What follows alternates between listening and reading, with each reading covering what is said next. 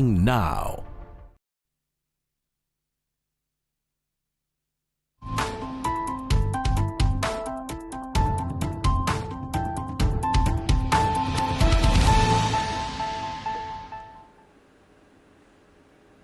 Hello and a very good morning to all News 9 viewers. I am Neha Bhan. Let's take a look at some of the top national and international stories of this hour. We begin with what's been happening on the Uttarkashi Tunnel Rescue front. Now, the rescue operation in the Uttarkashi Tunnel has entered its 14th day and the authorities have encountered a new hurdle. The heavy-duty auger machine, which was especially brought from the United States to drill inside the collapsed tunnel, has been stuck inside the pipeline. The authorities are now trying to remove the auger machine from the pipeline, and once this is done, manual drilling will be done in an attempt to reach the trapped workers.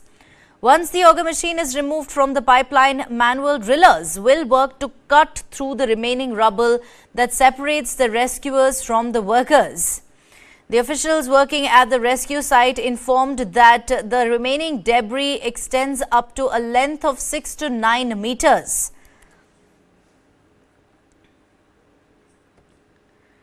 They've also explained as to why the decision to remove the auger machine from the pipeline was made.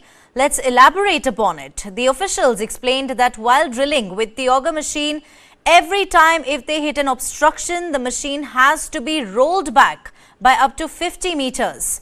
Then after removing the obstruction and running the repairs on the laid pipeline, the auger machine again has to be pushed ahead by 50 meters. Now this whole process takes 5 to 7 hours, and this, as per the officials, is the reason that the rescue operation is taking longer than it should have.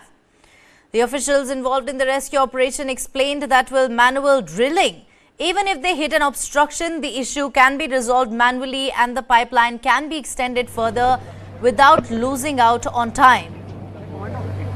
Officials have refrained from giving any time frame within which the rescue mission could be completed. They've expressed hope for a positive outcome once the manual drilling inside the tunnel starts. My colleague Nivriti Mohan joins us live from Uttarkashi. Nivriti, a very good morning to you and hope you're doing well. I need to know from you, what is the timeline being given for auger machine to be removed from the pipeline to begin with?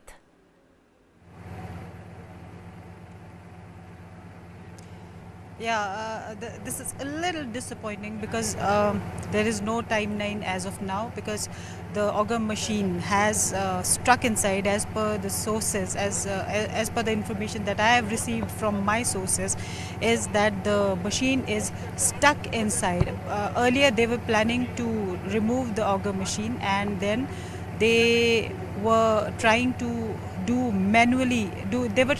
manually. They would have dug it manually and reached the workers inside, but now it doesn't seem to be happening very soon because the machine is stuck inside.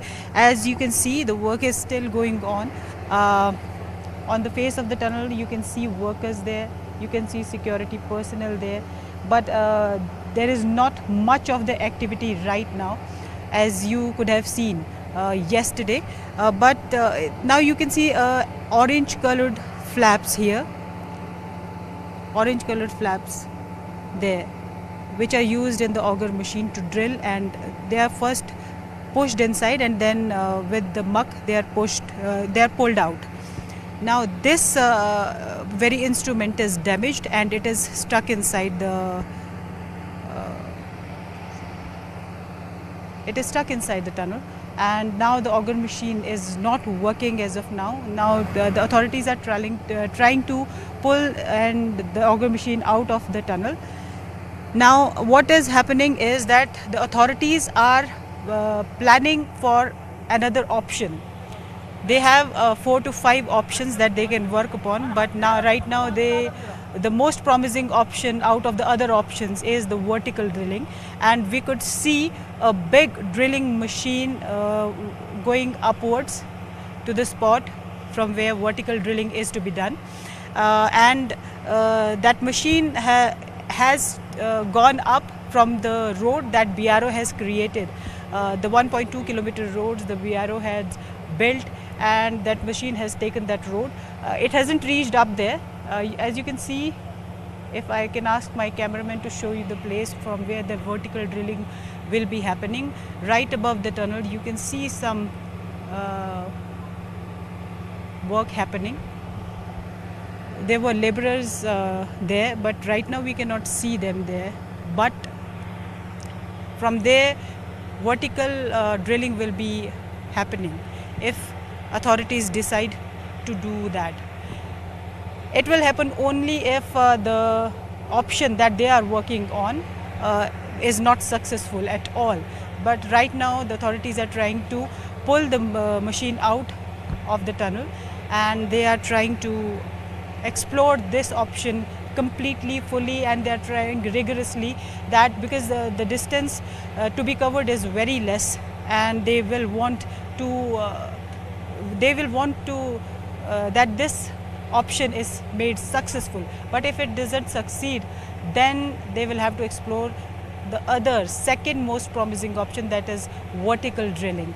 They have other 5 options also, but if this is not working, then they will be adopting the option of vertical drilling. But in vertical drilling also there are difficulties, as the authorities and experts were telling us that if the vertical drilling happens, they will have to dig a small hole first, and they will have to find out if the aquifers are there, some water is there inside, and if water is there inside this land part, then they might face some difficulty, and then they won't work on this option. But if they don't find any aquifer inside while investigation, then they will dig a bigger hole, and they will try to pull workers out of that bigger hole vertically. But if I can ask my cameraman to show the wet part over the tunnel, see where you can see the concrete part below the trees there, you can see some wet part. So this indicates towards some water there. Some water is coming, the natural water body must be there, which is some water is coming out of the land. So if this happens and they explore some aquifer inside, then it will be difficult for them to drill vertically. So that is what they are going to do. They will be digging a small hole first, and they will investigate whether there is an aquifer there or not. And if they find the aquifer, it won't be possible for them to drill further. But if everything is okay, there is no aquifer inside, which I don't seem to be happening. It doesn't seem to be happening that there is no aquifer inside, because I can see some traces of water there. I cannot confirm on that, but I can see the traces of water. So this is one of the difficulties. But if they don't find any aquifer inside, then they will dig vertically. But this is going to take a lot of time, because they will have to dig around 80 to 100 meters deep down into the tunnel, and then it is going to take time. But right now they are exploring the first option. They are trying hard that the difficulty that has come in the way in the form of the obstructions and the auger machine that is stuck inside, they are trying hard to remove it. And as the distance remaining was very less, 4 to 5 meters of some difficult part of it, and another 7 meters of easier part of it. So the entire roof of the tunnel has fallen down. So it carried some iron rods, iron girders, iron pipes. So all of that has fallen down.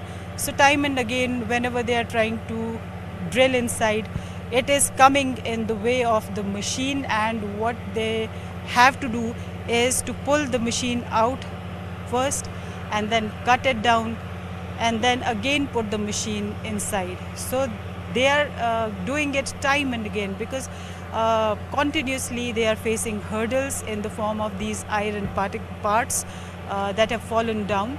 So you can understand that the entire strengthening is done with iron girders, iron pipes, and all the iron parts.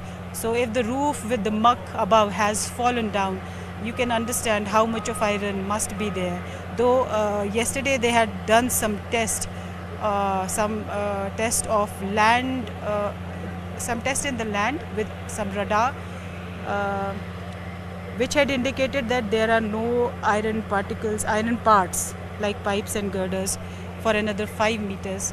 But this hasn't happened, and the machine has faced another obstacle. This is the third time that we are hearing of an obstacle in 3 days' time. So there is a possibility if they remove this obstacle also, there will be another obstacle. But when you try to pull the machine out of the tunnel again, and then you try to cut those iron parts, it takes a lot of time, and in all the time the entire process is getting delayed. And although the primary process, which is happening right now, it is also delayed quite a lot. And if the vertical drilling takes place, then it is also a time-taking process. So it is not going to be happening very soon, it seems so. But we can just hope that the first option that they are exploring, and they are very close to the workers, if we consider the distance, then I hope and we wish that this first option works for them, and the workers who are stuck inside for more than 13 days, and it is the 14th day today, they are out of the tunnel soon. Right. Nivriti, like you also mentioned that, day after day we're getting to witness these obstacles. And now that auger machine is also stuck, we have reports suggesting that the authorities are mulling manual, drilling. So the question is that how are they going to ensure success on that front? Yes, actually what they were planning earlier, because the machine was not, the machine for the third time in last 3 or 4 days faced the obstruction in the form of those iron pipes and rods. So they were thinking of doing it manually then. So they had to pull out the auger machine, and then they were trying to dig manually, and then they had to cut those pipes and rods, whatever came in the way, because machine was not working, because they were facing obstacles again and again. So this was the plan until yesterday. This is the plan if they are right now also, if they in case they are able to pull the machine out. But right now the machine is stuck inside, and they haven't been able to pull the machine out. They are trying it hard. If they are able to do it, then they will be doing the remaining drilling manually, which is around 4 to 5 meters of difficult part, and around 7 to 8 meters of the easier part. But if doing it manually won't be easy, so around 17, 18 to 20 meters of drilling manually is also a difficult thing and a time-taking thing. But this will happen only when the machine, auger machine, which is stuck inside, it is taken out, the parts of it which are damaged are taken. Authorities are also exploring on other options.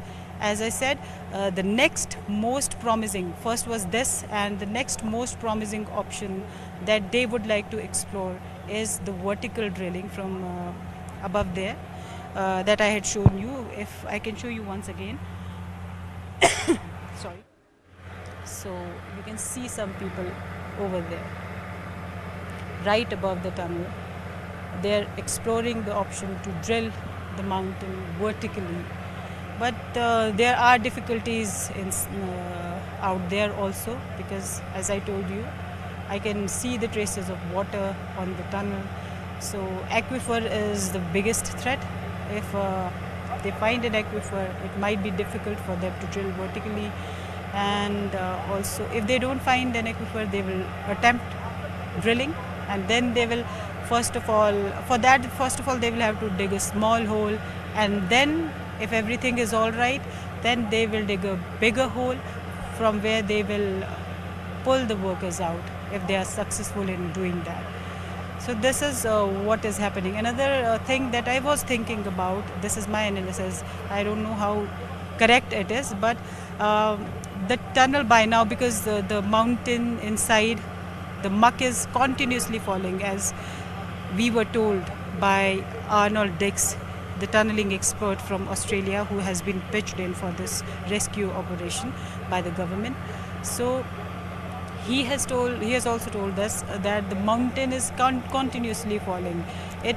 Every time, every now and then, they keep on hearing voices of something falling on the machine or on the pipe that they are drilling. So there must be a big cavity inside formed by now. This is my estimate. So this cavity is also should be a cause of concern to them, because if the cavity is created, then there are more chances that more muck will be falling down, more part of the mountain will be falling down, and it is really serious now. And we hope that soon the workers are out of the tunnel, they are out of danger. Not only the workers stuck inside are in danger, though they are being taken care of by the authorities, by the government. But 14 days is a big time, and I hope this time doesn't expand much, doesn't increase much. But it is also difficult and also dangerous for the workers who are working inside the tunnel in the rescue operation. All the authorities, all the companies whose workers are working here, the NDRF team, the SDRF team, the BRO, police personnel who are going and coming out of going inside and coming out of the tunnels time and again. And I'm sure it is not that strong by now. I hope the portion that is open is very strong and no accident happens, but it is really dangerous for them also, for all of them, and we should salute them. We should appreciate the effort that they are making in trying to bring the workers out of the tunnel. So very appreciable work. I have not seen in my reporting career such a big rescue operation that has taken now 13 to 14 days that the workers are stuck inside, and it is a very difficult operation. The other day, yesterday only, I was talking to Arnold Dix, and he told me that he has never seen the auger machine being ripped apart from the ground. And this time along, it is for the first time that he saw the auger machine being lifted from the ground because of the pressure that it felt from the mountain. So it is a really difficult operation, and authorities, the government, the central government, the state governments, various authorities have come together here to save these 41 lives, and we all hope that they are successful in doing that. And everybody is really working very hard, and little disappointment is there today in everyone's face, because yesterday it was a very hopeful day, and everybody was hoping that they will be out by evening or today morning. But when the news of auger machine getting struck was received through the sources, so this is disappointing actually. It makes you worried about all those 41 lives inside. Right, and Nivriti, like you rightly mentioned that, it's a very difficult operation, but also the fact of the matter is that it's been about 14 days since these workers are trapped. I want to know from you, what is the latest update on the health condition of these trapped workers?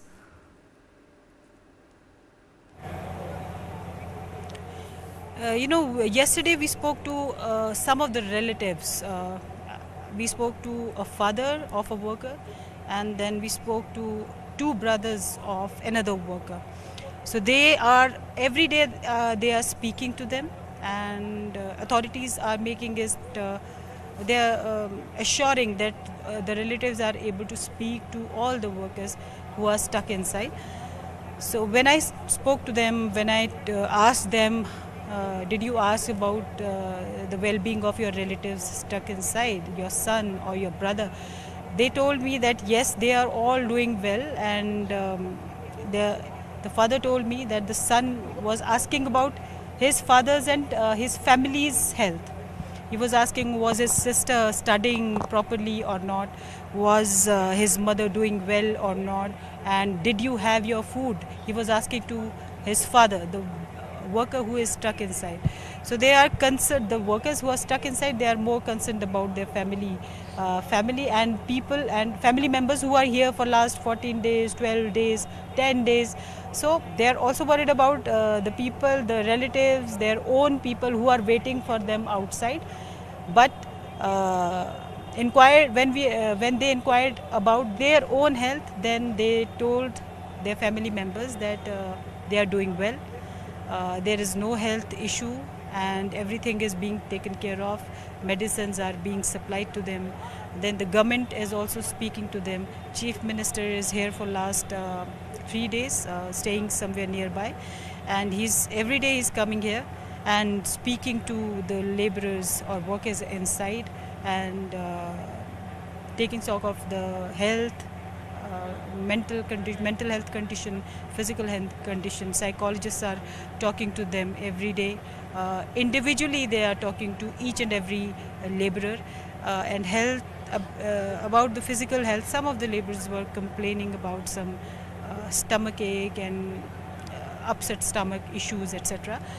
So it is also being taken care of. Yesterday we had been to the kitchen where food is being prepared for them. It is packed for them. So good food is being prepared for them, and if they ask for something to be cooked, then that thing is also being cooked for them. Like somebody yesterday asked for pakoras. When I went to the kitchen, pakoras was being prepared for them. So this is what is happening right now. Everything is being taken care of.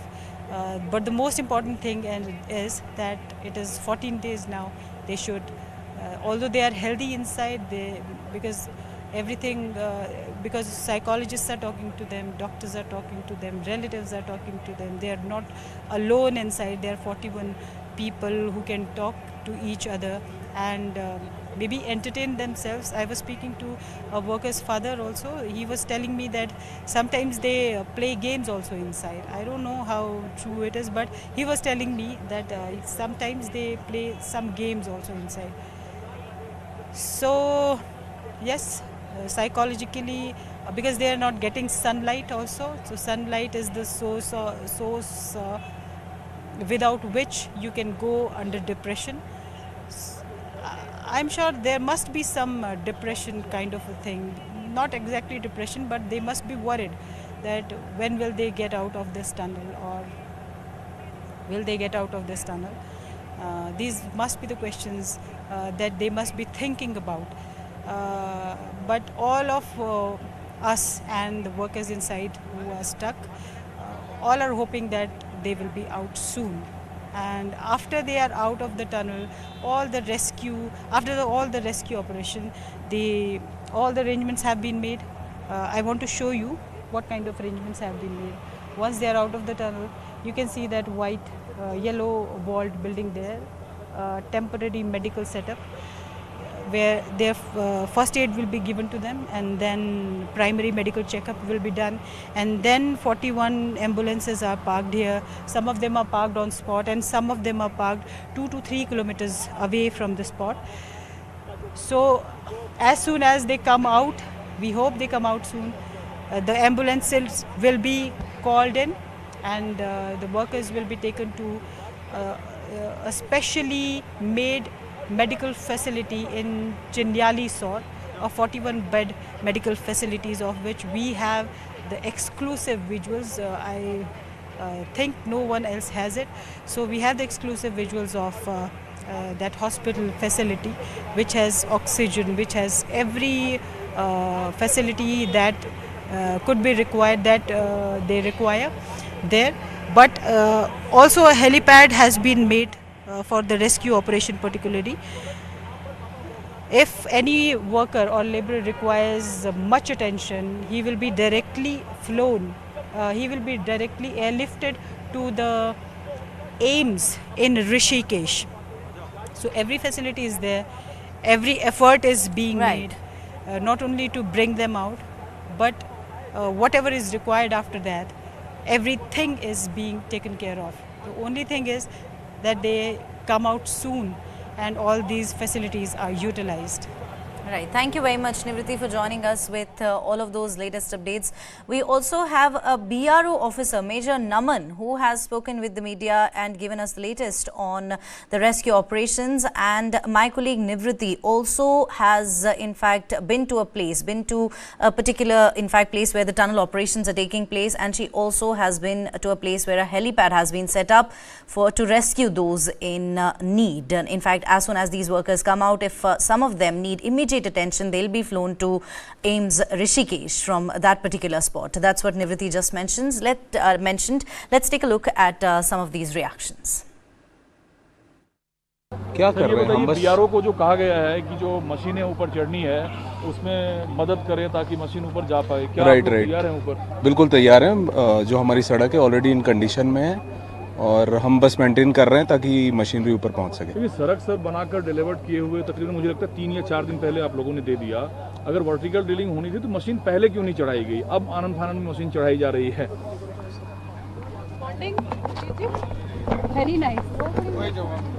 हम इस वक्त करीब 6 kilometre tunnel accident site से मौजूद हैं और 6 kilometre की दूरी पर ये हेलीपैड बनाया गया है, जैसे कि आप देख सकते हैं, जो ख़ास तौर पर इसलिए बनाया गया है कि रेस्क्यू ऑपरेशन के समय में जिस तरीके की भी ज़रूरतें हैं वो इस हेलीपैड के ज़रिए पूरी की जा सके, बाहर से चीज़ों को, एक्सपर्ट्स को बुलाया जा सके। जैसा कि कई बार हुआ भी है, एक्सपर्ट्स की ज़रूरत रेस्क्यू ऑपरेशन के दौरान और जो रुकावटें टनल के अंदर ड्रिल करने के दौरान आई हैं उनको क्लियर करने के लिए जब एक्सपर्ट्स को बुलाया गया तो उनको यहाँ हवाई रास्ते से बुलाया गया, फिर उनको टनल साइट तक ले जाया गया। साथ ही जब रेस्क्यू किया जाएगा वर्कर्स को तो उनको भी यहाँ पर लाया जाएगा। अगर ज़रूरत पड़ती है तो यहाँ से फ्लाई करके उनको ऋषिकेश एम्स अस्पताल तक भी ले जाया जाएगा। हालांकि उनकी व्यवस्था यहाँ पे एक 41 बेड फैसिलिटी बनाई गई है चिन्यालीसौर में, वहाँ पर की गई है। निवृत्ति Mohan, news 9। 1 minute, continue. We are at a distance of 6 kilometers from the tunnel site accident, and behind us you can see this place is Brahmakhal, and at a 6 kilometer distance from the accident site is this helipad that has been established especially to help in rescue operation of the workers who have been stranded inside for many days now inside the tunnel. This helipad is being used to fly in experts whenever required, whenever the rescue operation experiences some trouble or obstacles. So, and experts are required to clear that trouble.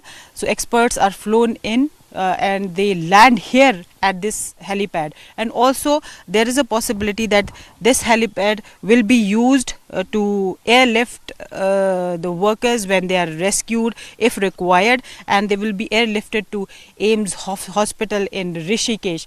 Otherwise, a 41 bed facility has been established at Chinyalisore where they will be driven to through these ambulances. You can see the ambulances are there. They are waiting here at a 6 kilometers distance from the accident site, and many of them are at the accident spot itself. So these are the arrangements that have been made, and whenever the workers are rescued from the tunnel, every possible arrangement and every arrangement has been made to every arrangement has been made to ensure that they return back to their homes healthy.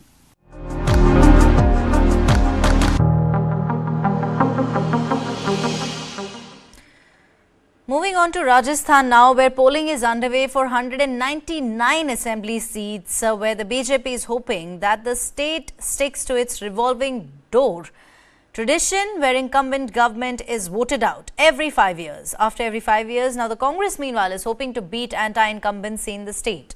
A total of 51,507 polling booths have been set up across the state. Rajasthan has a total of 200 assembly seats, but polling will be held on 199 seats as election in Karanpur seat was postponed following the death of Congress candidate Gurmeet Singh Kunar. There are over 5 crore voters in the 199 assembly constituencies. More than 1.70 lakh security personnel have been deployed across the state. Ashok Gehlot, the Chief Minister, who is in his third term, is contesting from Sardarpura, a seat he has been representing since 1998. Now the Chief Minister is up against BJP's Mahendra Singh Rathore, former chairman of the Jodhpur Development Authority in Tonk, which has a sizable Muslim population. Congress Party's former state chief Sachin Pilot will face BJP's Ajit Singh Mehta, who represented the seat in 2013. Now, this is the second assembly election for Pilot, who has previously won Lok Sabha polls from Dausa and Ajmer. Former Chief Minister Vasundhara Raje is contesting from Jalrapatan constituency, which she currently represents, with Congress's Ramlal Chauhan pitted against her. She has been the Chief Minister for 2 terms, and Jat leader Hanuman Beniwal, who founded the Rashtriya Loktantrik Party, could be a concern for both the BJP and the Congress in Khanvasar. Several leaders of the BJP and Congress have rebelled against their parties after being denied a ticket. Chief BJP, in fact, rebels include former Assembly Speaker Kailash Meghwal, Chandrabhan Akhya from Chittorgarh, and former Transports Minister Yunus Khan from Dedwana. In Congress, main rebel candidates include Johari Lal Meena from Rajgarh, Lakshmangarh, Gopal Bheti in Pushkar, Habibur Rahman from Nagaur, Virendra Beniwal in Lunkansar, and Khalidi Lal Berwa in Baseri, and Dr. Param Navdeep Singh in Sangharia. The AIMIM and the Aam Aadmi Party are also contesting the assembly elections in the state. मेरा तो आग्रह होगा सब voters से, specially नव मतदाताओं से, नव मतदाताओं से कि वो आए और अपना वोट अवश्य कास्ट करें। आज ये वोट उनके राष्ट्र के लिए, ये वोट हमारे प्रधानमंत्री जी के लिए, और ये वोट आने वाले नेशन बिल्डिंग के हिसाब से बहुत ही इम्पोर्टेंट हो। हमारे पास भी फैमिली में फर्स्ट टाइम वोटर है, मुझे बड़ी खुशी है इसको। तो अच्छा हुआ ये बहुत दिल्ली से रात भर चल के आया है just to cast his vote today. अधिक से अधिक संख्या में जाकर अपना वोट कास्ट करेंगे। मैं उम्मीद कर रहा हूं कि इस बार अच्छा निर्णय जनता लेगी और हम लोगों के काम को, हमारी परफॉर्मेंस को और पार्टी की जो सोच है उसको ध्यान में रखकर आकलन करने के बाद सही निर्णय जनता लेगी, ऐसा मैं मानता हूं। मुझे लगता है कि इस बार जनता चाहती है कि कांग्रेस पार्टी की सरकार दोबारा बने और जो भाजपा का अंदरूनी बिखराव रहा, जो उनकी परफॉर्मेंस रही पिछले 5 साल एज ऑपोजिशन, उसको भी लोग देख रहे हैं। और हम लोगों का जो देश भर में आज जो कार्यकर्ताओं में उत्साह बढ़ा है, जो नई ऊर्जा के साथ काम कर रहे हैं, हाल ही में हम लोगों ने सरकार बनाई है कर्नाटक में, हिमाचल में, उसका भी लाभ हम लोगों को मिलेगा। और पार्टी, हमारी सोच, हमारा जो आगे का विजन है प्रदेश के लिए 5 साल का, उसको लोग आंक रहे हैं, देख रहे हैं। भारतीय जनता पार्टी ने 5 साल यहाँ विपक्ष की भूमिका निभाने में नाकाम रहे हैं, इसलिए मुझे पूरा विश्वास है कि भारी बहुमत के साथ हम लोग यहाँ सरकार बना पाएंगे। कि हम लोग तो मिलकर चुनाव लड़ रहे हैं, कोई भी एक व्यक्ति ना तो चुनाव लड़वा सकता है, ना चुनाव हारवा सकता है, ना जितवा सकता है। पूरा टीम एफर्ट होता है और हमारी पार्टी में हम लोग कलेक्टिव लीडरशिप में काम करते हैं। 2018 में भी यही हुआ था, हम मिलकर चुनाव लड़े और सरकार हम लोगों ने बनाई। हम मिलकर चुनाव इस बार लड़ रहे हैं और उस समय बहुत चुनौती थी, हम विपक्ष में थे, बहुत संघर्ष कर हम लोगों ने लोगों का विश्वास जीता। हम 21 विधायक रह गए थे 200 में से, 5 गुना हमारी सीट बढ़ी, हम सरकार बनाने में कामयाब रहे। इस बार हम सरकार में हैं, हमारे पास प्लेटफॉर्म था, हम डिलीवर कर पाए हैं, लोगों की संसाधनों से लोगों की मदद कर पाए हैं, तो इसलिए थोड़ा काम आसान है। और यहाँ पर जो 30 साल की परंपरा है, 5 साल बीजेपी 5 साल कांग्रेस, उसको लोग बदलना चाहते हैं। और प्रदेश के साथ देश में जो सरकार है उसको भी 10 साल से लोग देख रहे हैं, महंगाई बेरोजगारी सब लोग देख रहे हैं। इसलिए मुझे पूरा विश्वास है।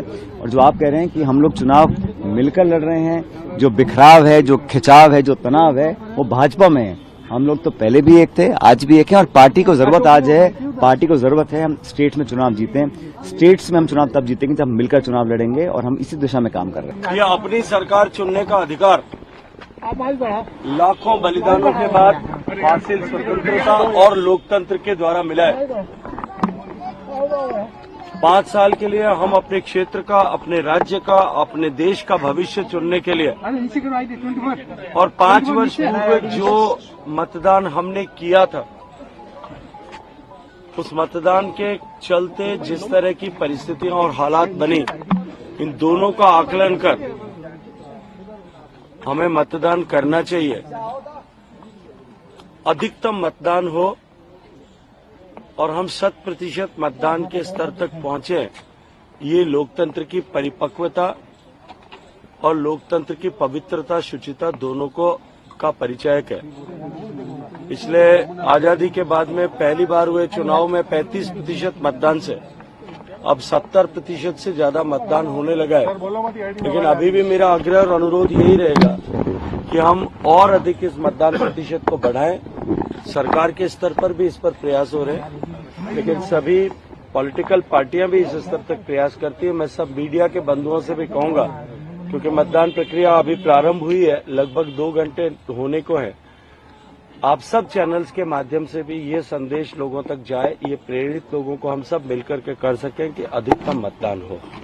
एक कानून पार कर दिया, राइट टू हेल्थ, मैंने स्वास्थ्य का अधिकार दे दिया है। जैसे 4 कानून पास किए हैं पार्लियामेंट के अंदर यूपी गवर्नमेंट ने, वैसे हमने कानून पास कर दिया है राइट टू हेल्थ, चिरंजीवी योजना का 25 लाख का 50 लाख बीमा कर दिया। हम जानते हैं कि सबके काम 50 लाख और पढ़ते नहीं हैं, बस सिक्योरिटी मिल गई सबको। 50 लाख तक का इलाज करना पड़ेगा। ये कैंसर में कई बीमारी ऐसी है 2.5-3 लाख खर्च प्रति माह, आराम हुए लोगों को। इतिहास बन गया राजस्थान, इतिहास बन गया राजस्थान के अंदर। News9 spoke to Union Defence Minister Rajnath Singh on the BJP's strategy and plans for the elections taking place in the states like Rajasthan, Chhattisgarh and Telangana. Listen in. देश के रक्षा मंत्री राजनाथ सिंह जी हमारे साथ हैं, बातचीत करते हैं। 5 राज्यों में उन्होंने धुआंधार प्रचार किया है। अब आखिरी चरण में प्रचार जो चल रहा है तेलंगाना में, वहां जा रहे हैं। उनके साथ बातचीत करते हैं कि क्या मिजाज है, इन 5 राज्यों में क्या होने वाला है। राजनाथ सिंह जी, सबसे पहला प्रश्न, अभी राजस्थान चुनाव खत्म हुआ है और ताबड़तोड़ आपने वहां बहुत प्रचार किया है, क्या लगता है बीजेपी के लिए क्या प्रोस्पेक्ट्स है वहाँ? राजस्थान का जहाँ तक प्रश्न है, मैं पूरी तरह से आश्वस्त हूँ कि स्पष्ट बहुमत भारतीय जनता पार्टी को हासिल हो ही रहा है, लेकिन 2/3 बहुमत की संभावना को भी नकारा नहीं जा सकता। लेकिन राजस्थान में और मध्य प्रदेश में जो पहले से आप सत्ता में आते रहे, छत्तीसगढ़ में भी आते रहे, वहाँ कोई फेस नहीं दिया इस बार बीजेपी ने, और सामूहिकता की बात कही जा रही है। उसको लेकर वहाँ के कार्यकर्ता या वहाँ के नेताओं में कोई संशय की स्थिति? देखिए, कोई भी पॉलिटिकल पार्टी हो, जब चुनाव का दौर आता है, चुनाव में हिस्सा लेती है, तो उस समय वो अपनी एक रणनीति तैयार करती है और उस रणनीति के तहत ही वो चुनाव लड़ती है। इस बार हम लोगों ने तय किया था कि इस बार किसी को प्रोजेक्ट नहीं करेंगे, बल्कि सीधे पार्टी चुनाव लड़ेगी। तो पार्टी चुनाव लड़ रही है, चुनाव हो जाएगा, हमारे विधायक चुनकर आएंगे, उनके साथ भी राय परामर्श करेंगे, वहाँ की जो लीडरशिप है उनके साथ भी राय परामर्श करेंगे। उसके बाद जो है पार्लियामेंट्री बोर्ड बैठ करके डिसीजन करेगा कि कौन मुख्यमंत्री होगा। वसुंधरा राजे के बारे में बहुत चर्चा है कि वो एक वहाँ की फेमस चेहरा है, प्रसिद्ध चेहरा है, 2 बार मुख्यमंत्री रही हैं, और उनके लोगों को बाद में टिकट भी पार्टी ने दिया है।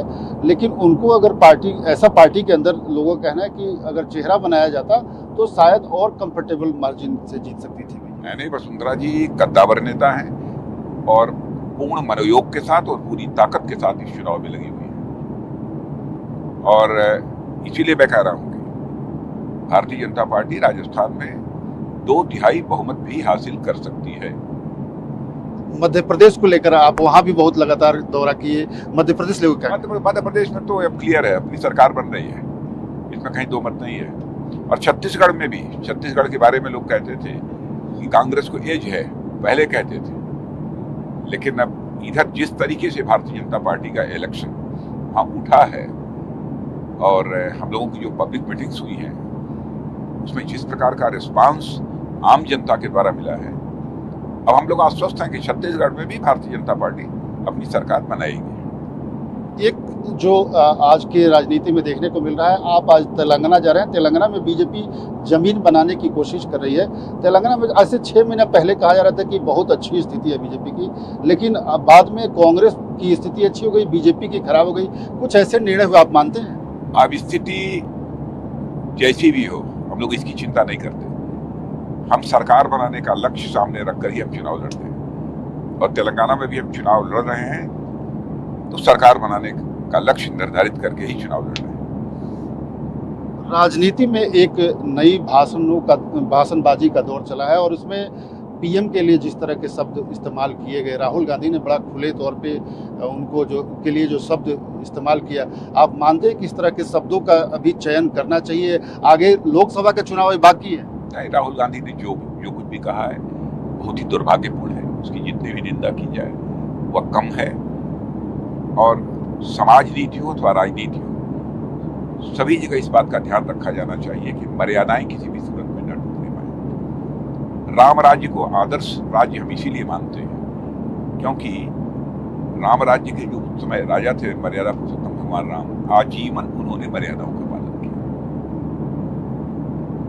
और स्वस्थ लोकतांत्रिक व्यवस्था में तो सबसे अपेक्षा की जाती है तो मर्यादाएं टूटने नहीं देंगे किसी भी सूरत में। एक जो चूंकि भगवान राम का नाम आपने लिया है, तो आगे लोकसभा चुनाव होना है, और जनवरी में रामलला की मूर्ति भी वहाँ स्थापित होने जा रही है। और कल प्रधानमंत्री गए मथुरा, और काफ़ी वर्षों बाद वहाँ कोई इतने बड़े कद का नेता गया, खास करके प्रधानमंत्री सरीखे नेता वहाँ गया। आपको लगता है कि अगला चुनाव का ये एक तरह से मोल्डिंग है कि जो पोलराइजेशन होगा इस आधार पे होगा? देखिए, ऐसा है, इन सब चीज़ों को चुनावी मुद्दा हम लोग मानकर नहीं चलते। ये हमारी आस्था का, हमारी विश्वास, हमारी श्रद्धा का के मुद्दे हैं। ये सब हम इसको चुनावी मुद्दे के रूप में देखते ही नहीं है। यात्रियों की सुविधा को देखते हुए वहाँ भी कुछ व्यवस्था होनी चाहिए। इस दृष्टि से उत्तर प्रदेश सरकार अपना कुछ काम कर रही है, लेकिन समाज को टुकड़ों में बांटकर अपने राजनीतिक स्वार्थ की सिद्धि करना, यह भारतीय जनता पार्टी का लक्ष्य कभी नहीं रहा है, और हमारी ये सोच भी नहीं रही है। और जिस दार्शनिक अवधारणा को अथवा जिस विचारधारा को हम मानकर लेकर हम राजनीति करते हैं, वह दार्शनिक अवधारणा अथवा विचारधारा हमें मैंने पूरे समाज को जाति, पंथ, मजहब के आधार पर बांटने की इजाजत भी नहीं देती है। Now, Union Home Minister and BJP senior leader Amit Shah is campaigning in full throttle in Telangana ahead of voting that's due on the 30th of November. Amit Shah has appealed to the people of Telangana to vote for the BJP. He says people must look at the performances of political parties before deciding to vote. Take a look. हम सब जानते हैं आने वाले दिनों में तेलंगाना विधानसभा के चुनाव होने वाले हैं। ये चुनाव तेलंगाना राज्य के लिए और तेलंगाना के सभी नागरिकों के लिए बहुत महत्वपूर्ण और दिशा दर्शक चुनाव होने वाला है, क्योंकि एक लंबे संघर्ष की पृष्ठभूमि में तेलंगाना की रचना हुई। अलग तेलंगाना राज्य की मांग में तेलंगाना प्राइड के साथ साथ खुशहाल तेलंगाना भी एक मुद्दा था। और 10 साल के बाद जब पीछे मुड़कर देखते हैं तो रेवेन्यू सरप्लस स्टेट से लाखों करोड़ों का ऋण आज तेलंगाना स्टेट पर है। मैं तेलंगाना की जनता को, सारे मतदाताओं को अपील करना चाहता हूं कि आपका एक वोट केवल एक विधायक या इस सरकार का निर्णय नहीं करेगा। आपका एक वोट तेलंगाना और भारत के भविष्य का निर्णय और निर्धार करेगा। इसलिए सारी पार्टियों के परफॉर्मेंस के इवैल्यूएशन के साथ आप वोट कीजिए, और मुझे भरोसा है कि तेलंगाना के सुज्ञ मतदाता जब ये पृष्ठभूमि को चेक कर कर वोट देंगे तो निश्चित ही तेलंगाना के मतदाता की पसंदगी कमल निशान पर होगी, मोदी जी की भारतीय जनता पार्टी पर होगी।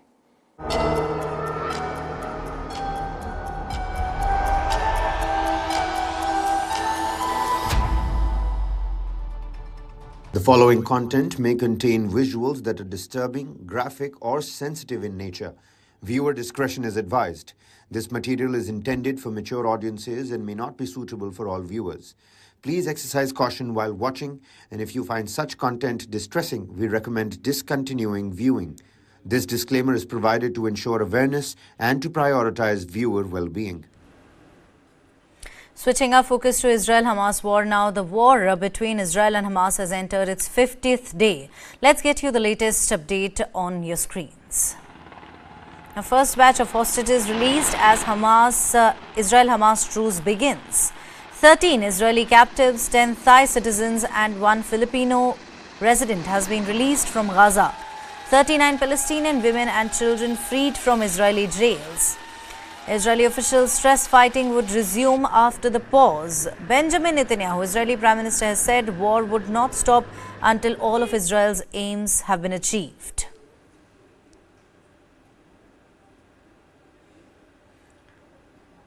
The International Red Cross officially announced the commencement of a multi-day operation aimed at facilitating the release and transfer of hostages in Gaza and Palestinian detainees. A young Palestinian freed in the exchange expressed the difficulty of finding words to describe his emotions. This is the moment that a convoy of International Red Cross vehicles moved the first hostages to be released by Hamas in its temporary ceasefire with Israeli forces. 24 people in total, 13 are Israeli women and children, being exchanged for 39 Palestinian women and teenagers released from Israeli prisons. This Hamas video is said to show them handing off the hostages to the Red Cross. The government of Qatar, which acted as a mediator, says 10 of the remaining freed hostages are citizens of Thailand and 1 Filipino. A Reuters source briefed on the talks says the Thai citizens were released in a separate deal from the ceasefire that had not been previously reported, and all of them are men. The Thai citizens are farm workers that were abducted by Hamas during the October 7th attacks on Israel. The Red Cross is acting as a go-between in the transfer and brought their group across the border to Egypt. There were scenes of jubilation in the West Bank for the Palestinian prisoners released. Laith Othman is one of them. He says he can't find the words to express his feelings, but thanks God. More exchanges are expected to come each day as long as this very shaky ceasefire holds.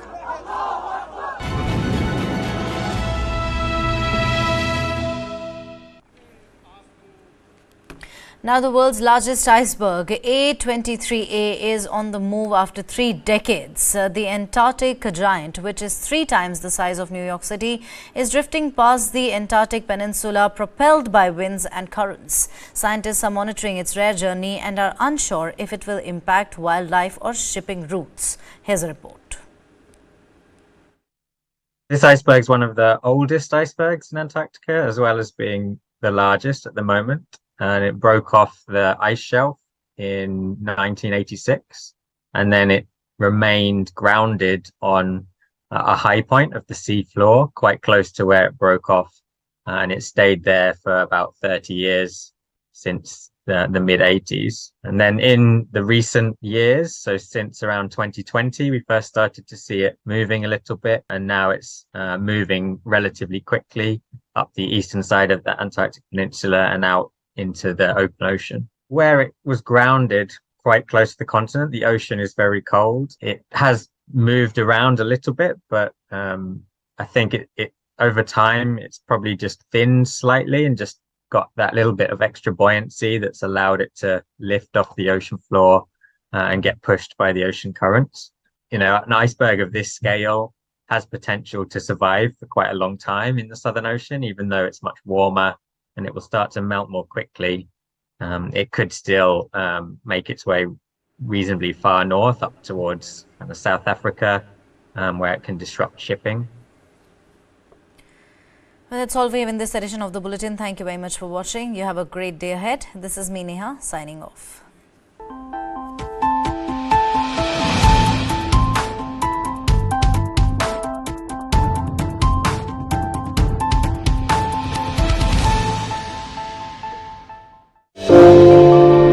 They picked my husband. He was tortured there for 2 years. He was enforced disappeared. We had no idea where he is. Within 15 minutes, we got the information that the whole area is surrounded by Pakistan Army. I came out from that in disguise, and after 5 to 6 hours, I was in Kandahar. I don't have any message for Pakistan. There is no politician in Pakistan. They are puppets of Pakistan Army. Streaming now. This and more streaming on world's first news OTT, News9 Plus. Download now.